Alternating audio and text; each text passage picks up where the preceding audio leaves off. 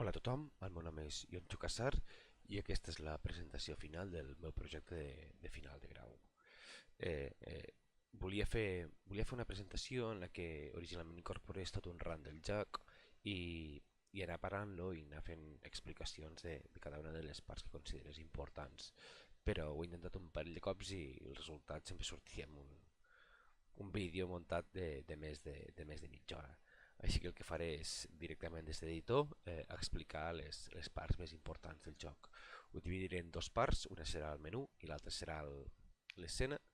Després l'escena la dividirem en dos parts, una serà l'animació del personatge, els efectes de partícules i el menú en si.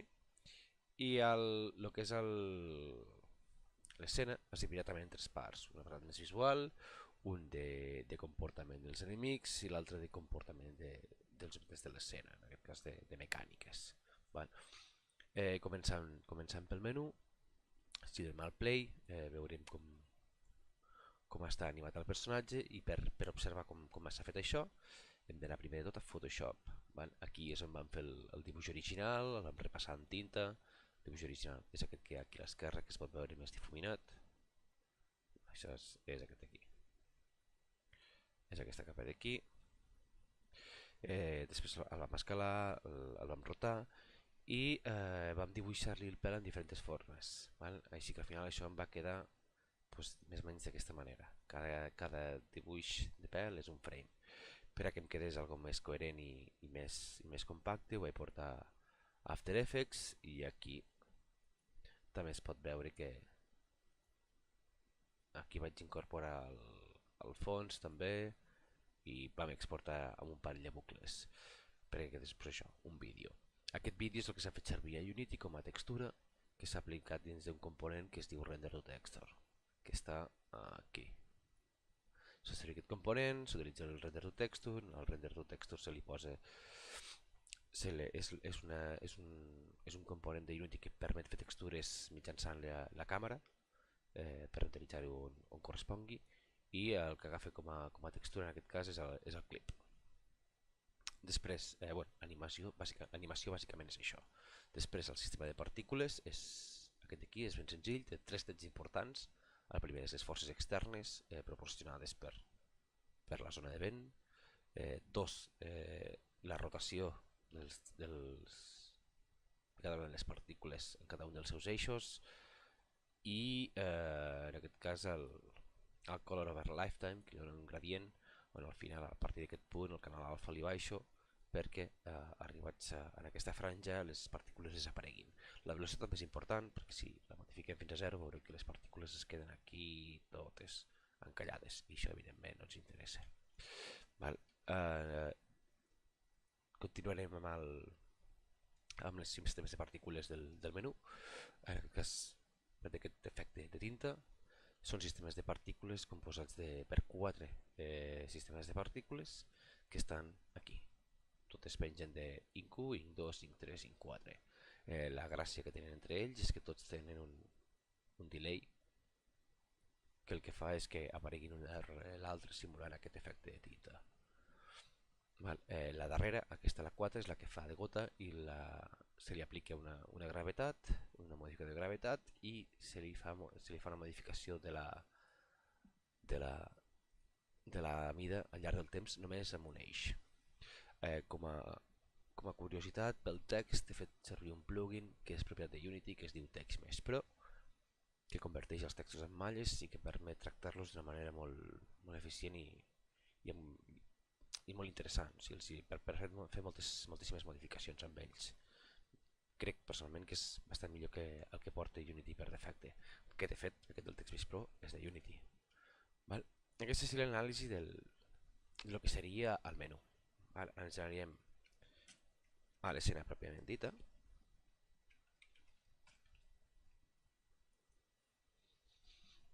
L'escena, com hem dit, parlarem en tres aspectes, un el nivell del comportament dels enemics, dos de les mecàniques i en última instància dels elements més visuals. Per fer els enemics he creat un singleton que és aquest d'aquí, que es diu Enemy Manager, Aquest singleton s'encarrega de gestionar unes altres classes que es diuen spawn zones, i aquestes spawn zones a la seva vegada se n'encarreguen de gestionar els enemics. Com es fa tot això? El singleton es crea una llista, dins aquesta llista va creant noves instàncies de la spawn zone i incorporen una sèrie de paràmetres. Aquests paràmetres formen part del constructor de la classe, que després seran els que ajudaran a aquesta classe a gestionar l'enemic. Aquest enemic comprova si hi ha o no hi ha un enemic existent, si no hi és el crea, i si hi és no fa res. Llavors el propi singleton, l'enemy manager, va fent comprovacions que li digui a la classe que comprovi si hi és o si no hi és. Si no hi és, llavors el crea. Això es fa amb aquest invoke repeating. Llavors per la seva banda tenim l'enemy manager, l'enemy. L'enemy és la classe que mou l'enemic i que el que fa és el fa patrullar, el fa trobar l'enemic i atacar en qualsevol cas. Com el troba? Doncs si engeguem el joc i se'ns instancien els enemics, perquè veureu que no hi són aquí, sinó que s'instalcien a vegades en el play, veureu que tenen un collider. Aquest collider és el que, si entra en contacte amb el jugador, determina que l'enemic ha trobat el jugador. I llavors el que fa és encarar-lo i dirigir-se en la seva direcció. Si està molt pròxim al jugador, esclata i el jugador pren mal. O bé, si el jugador el mata abans, doncs evidentment explota però sense fer mal al jugador. Aquest seria l'script que gestiona tota la mecànica, el comportament que gestiona els enemics. Tot això interactua a la mateixa vegada amb aquest d'aquí, amb Statistics Manager, que no només gestiona o ajuda a gestionar l'enemy manager, sinó que també ajuda a gestionar altres variables o propietats, en aquest cas del joc, que el que permeten és portar un control de certs paràmetres des de qualsevol script de manera molt ràpida i molt senzilla. Evidentment també és un singleton.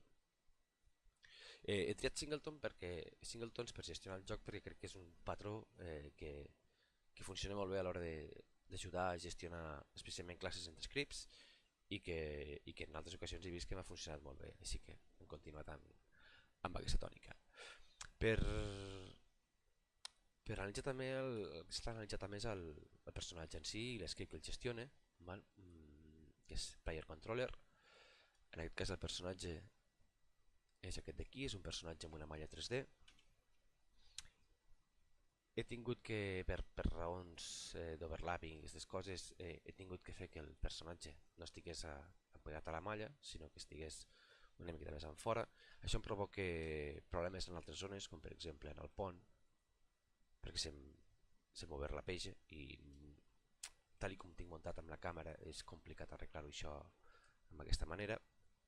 Però vaja, anem a parlar del personatge en si. El personatge en si es mou en físiques, aquí el rigid body, té un collider i té partícules per atacar. Les partícules per atacar són aquestes d'aquí. Cada que ataque, tal. Té un animator que l'ajuda a gestionar tots els seus comportaments i les seves animacions, que està fet en dues capes. Aquest d'aquí controla el salt només, i si volem veure quan està normal és aquest d'aquí, que és l'idle, atac i run. Si em poso córrer veureu que run, si veu que ataco, ataque i se'n torna cap a l'idle. Si salto, com si estigués a l'idle i està al següent estat, que és on air. A partir d'aquí, si ens anem a l'script, veurem que evidentment es mou per físiques, especialment està entre el fix update i l'update. En l'update bàsicament fa els salts i el fix update és com es mou i ataque. Després també té una sèrie de on-trigger enters, això és per avisar els colliders que estan entrant en contacte amb alguns colliders. Aquí tornem a veure la classe que fèiem abans, Statistics Managers, que guarda bulls sobre alguns events i amb aquest switch li diem quina és la capa que està tocant. En base a la capa que està tocant, activarà o desactivarà, més que activar o desactivar, el tornarà true o false alguns d'aquests bulls. I a partir d'aquí és on es triguejaran alguns events del joc. Val? També hi ha aquí un mètode que el que fa és matar el jugador, un altre que li fa prendre mal. Vaja, doncs, típic d'un joc de plataformes. Aquest mètode és curiós perquè ajuda a solucionar un problema que tenia amb la física i amb les plataformes 2D. Això correspon a aquesta part d'aquí, perquè les plataformes es mollen i en aquest cas el collider del jugador o el jugador en si, l'objecte, no respectava al moviment i no seguir les plataformes. Per arreglar això, el que he fet és setejar el... mm, el que he fet amb això és setejar el pare del, del jugador i es transforma en... les plataformes es converteixen en el pare del jugador. Una vegada aconsegueixo això, la plataforma i el jugador es comporten els dos de manera normal. Val? Més scripts. Les trampes. Les trampes estan posades totes aquí, level. Midground, ground. Val? Aquest level aquí és on hi ha tots els components més importants del joc. En aquest cas, el core. I en especial dins el ground. Dins el ground hi ha tot el que són les trampes. Val? O els elements més interactius en aquest cas. Tenim una, dues, tres i quatre trampes. Val? Aquesta d'aquí no té codi, simplement es mou per animació, animacions fetes amb l'animator, que les podem veure aquí, Static Moving Platforms, és aquesta d'aquí, que té l'animator i que es va movent. Tenen aquest component 2D que el que fa, o el que evita, és que els personatges queden encallats des de la part de baix quan salten cap a dalt. Aquí no té importància, però si ens anem amb aquesta zona d'aquí, si un personatge està aquí sota i no té aquest component activat, saltarà i tocarà contra la plataforma. En canvi, amb aquest component saltarà, podrà passar per la plataforma i quan torni es quedarà en el collider. Per tant, els he posat en totes les plataformes perquè així facin més fàcil la jugabilitat. En quant a les trampes, la primera és aquesta d'aquí, de les plataformes. La gràcia d'aquesta plataforma és que li canvio el constraint, són aquesta d'aquí, falling platforms. Els canvio el constraint. Val? Això d'aquí, platform behavior, el que fa en un moment donat és setejar una constraint o desetejar-la, i en aquest cas congelar una posició. Quan el jugador està damunt, el collider ho nota i el que fa és treure la constraint, la plataforma cau i el jugador, si no es desplaça, cau amb la plataforma. Al cap de l'estona la constraint es torna a posar i la plataforma torna a lloc. Això es fa, doncs això, amb aquest script que hem vist ara. Després tenim aquesta altra trampa, que això és la falling blocks. La falling blocks són una sèrie de blocs que s'activen si el jugador entra dins d'aquest collider. Dins d'aquest collider el jugador entra i llavors això s'activa. Una vegada s'ha activat, és una animació que puja i baixa. Si us hi fixeu, hi ha diferents colliders, un de fora i uns a dins. Els de fora serveixen perquè el jugador no entri en contacte amb els de dins. No tindria cap mena de sentit si el jugador toqui just la plataforma i es mor. Com que això no ho vull, el que faig és evitar-ho amb aquests colliders que impedeixen que el jugador entri en contacte amb aquest collider, que sí que el mataria. En canvi, si el jugador està sota i toca el collider, evidentment morirà. L'animació s'activa quan el jugador entra, l'animació es desactiva quan el jugador surt. Després tenim aquesta altra trampa, que és una rampa. Aquesta és molt senzilla perquè l'únic que he de fer és activar-la i instanciar els objectes que cauran per la rampa. La pròpia física fa la seva feina.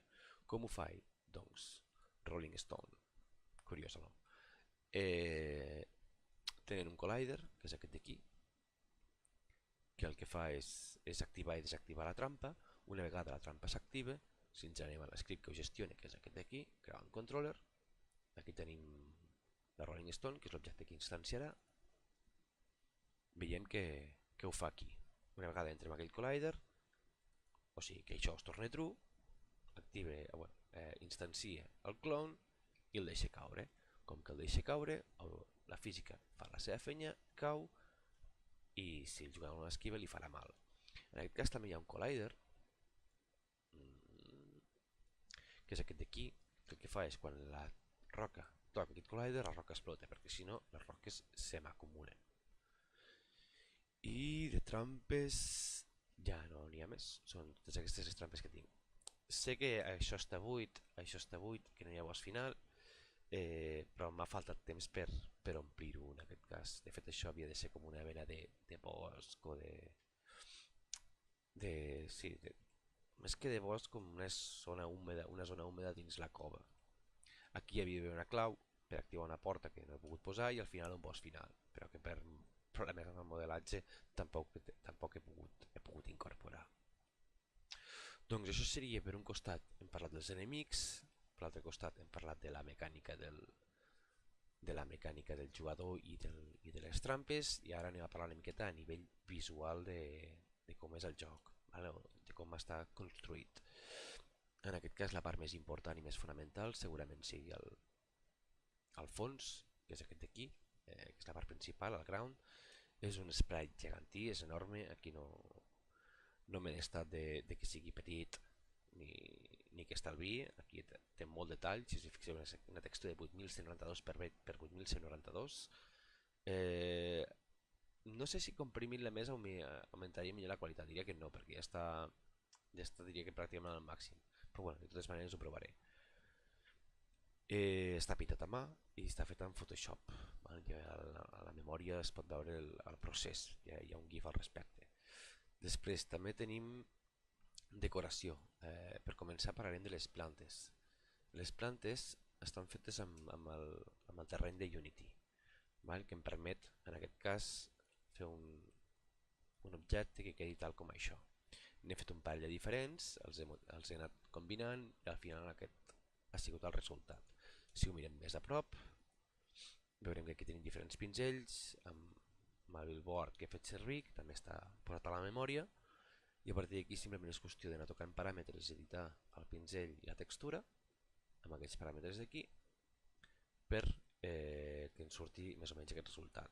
Després també té una sèrie de components de vent que se li pot aplicar aquí, Wind Settings for Grass, que així sembla que estigui afectant el vent. Hi ha una altra zona de vent de totes maneres que afecta tant el bambú com el cirerer i el sistema de partícules. Doncs anem a centrar-nos en el cirerer. Està fet amb el sistema d'arbres de Unity, no el tocaré massa perquè si no se'm destrossa, però veuríeu en general l'estructura. És l'arbre amb les 3 branques i les fulles. Podria posar branques més tantes ramificacions com jo volgués, però això s'ajusta més o menys a les meves necessitats en quant a un cirerer. Veureu que les fulles són les mateixes que he fet servir al llarg de tot el projecte. Bueno, les flors de cirerer són les mateixes que he fet servir en les diferents entregues. No és la més xula del món de partícula, però li havia agafat carinyo, així que l'he fet servir. En aquest cas, el material he fet servir aquest cel shading, que és un shader que vaig trobar per internet, que el que fa és això, simular el cel shading, i crec que l'arbre ha quedat bastant resultant. El resultat no és tan impressionant amb el bambú, no m'agrada tant com ha quedat, però ja no sé si és més tant del bambú en si com de les fulles, que no es nota tant aquest cel shading. De prop potser guanya, però no es percep tant des de lluny. He fet servir pràcticament la mateixa tècnica en aquest cas. Després tenim un parell d'altres elements 3D a part del personatge, una és la porta Shinto, que és aquesta d'aquí, feta amb 3D Max, igual que la casa aquesta, també feta amb 3D Max. M'han fet també el mapejat, és bastant senzilla, però crec que és bastant resultona també, no? Després, sistemes de partícules, tenim el vent aquest que ja l'hem explicat abans, no el tornem a explicar perquè és el mateix, fa exactament el mateix. Després tenim aquest d'aquí, el del pont. Aquest d'aquí crec que ha quedat bastant curiós, són 3 sistemes de partícules, ja tenim el vapor per un costat, això ho trobarem aquí a River. Són 3 sistemes de partícules, 1, 2 i 3. Aquest d'aquí és el principal, que és aquesta textura d'aquí, que també he ensenyat com es feia a Photoshop. He agafat una imatge amb molt de soroll i l'he retallat i m'ha quedat més o menys una textura d'aquestes característiques, i aquí simplement és qüestió d'aplicar-los rotació, gravetat, escala i color over lifetime. I després tenim el que és el fum. Aquest fum, doncs també amb un pinzell així molt difuminat vam crear la partícula del fum i els paràmetres són similars. La gravetat en aquest cas és al revés, rotació sobre el temps, opacitat i poca cosa més. El pont, evidentment també, pintat a mà, està pintat en 2 parts. és aquesta, per un costat tenim aquesta d'aquí, aquí el pont es veurà aquí, bridge, bridge, bridge, bridge, bridge, bridge, per un costat tenim aquest d'aquí, aquí està la segona part. Val? Està fet en dos parts perquè per un costat el jugador passe i que sembli que passi per dins del pont, però això ho vam fer en dos parts. Més sistemes de partícules interessants. Tenim les llanternes aquestes. Aquestes crec que han quedat força bé. Val?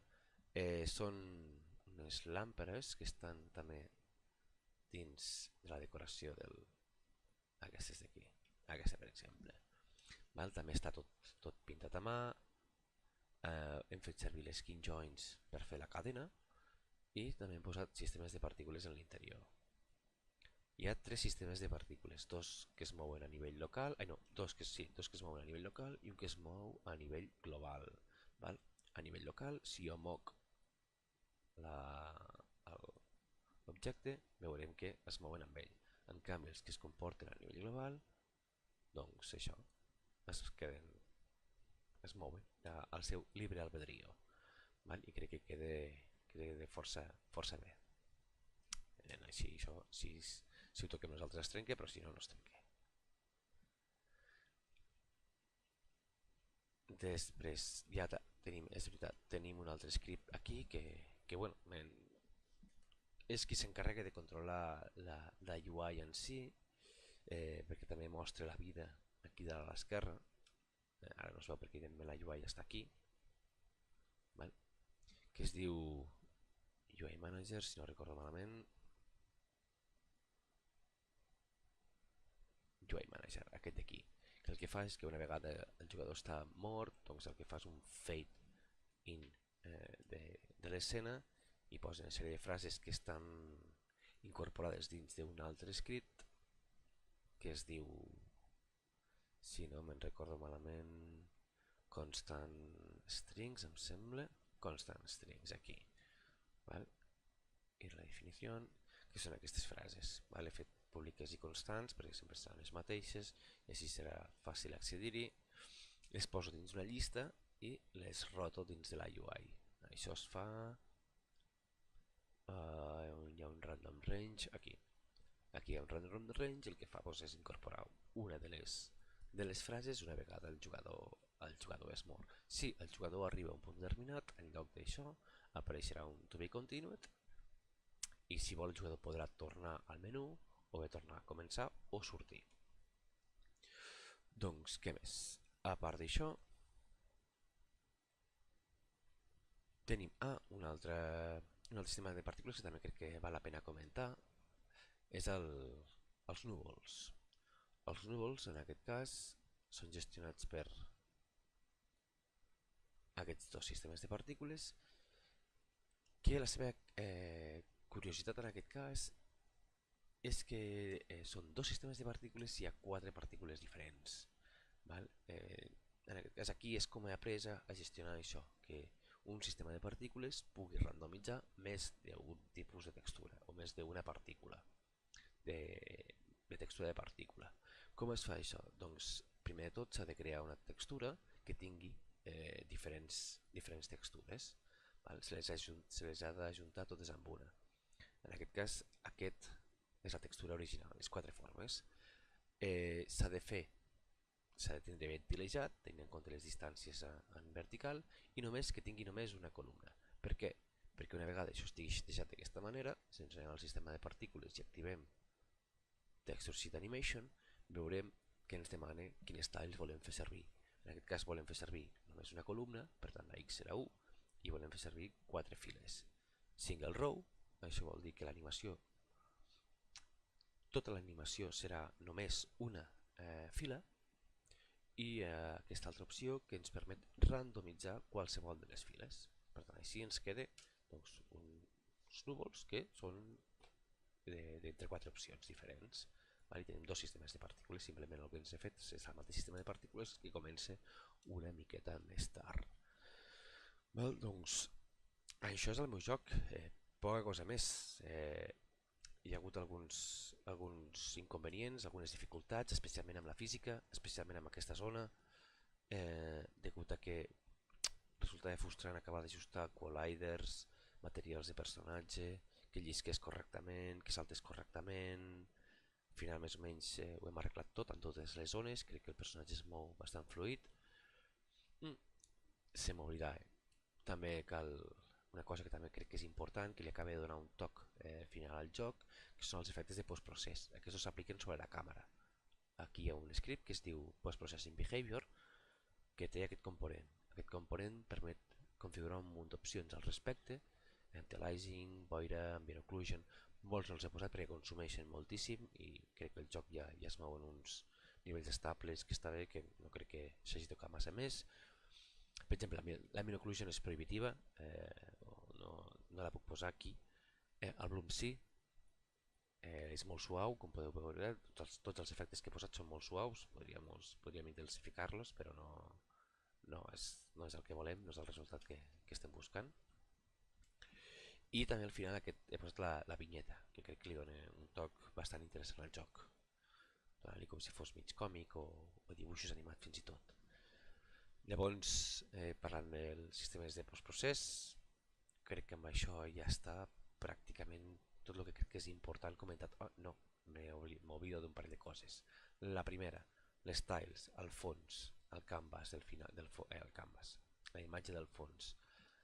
Aquest està muntat aquí al level, és el midground, que és aquest wall tile, és només una imatge, que és aquesta d'aquí. L'he comentat en la memòria, la vam fer en Photoshop perquè fos una tile infinita, o sigui que al moment d'utilitzar-se sempre quedés igual. En aquest cas el que s'ha fet a més és aplicar una màscara, perquè com que la imatge és quadrada, si jo li trec la màscara, la imatge em queda per sobre i no té, evidentment no ha de ser així. Per tant, el que hem fet és crear una màscara que té la forma de la superfície del terreny i al aplicar-li queda ajustat a la seva forma. Però bé, per veure com funciona el tile, veiem aquí el que seria la imatge tilejada i aquí, si veiem i ho anem augmentant, veiem que sempre hi ha les mateixes tiles i que les va ajustant automàticament perquè sempre sigui la mateixa paret indefinidament i no varia, no ens escala, no ens fa estranys, no ens fa coses lletges, és perfecte. Doncs amb les tiles i les màscares ara sí que acabem. Ha sigut un autèntic plaer fer aquest joc, he après moltíssim, m'ho he passat molt bé, he patit moltíssim, li hem posat moltes hores i sempre hagués pogut quedar millor, però estic molt orgullós i molt content. Moltes gràcies per tot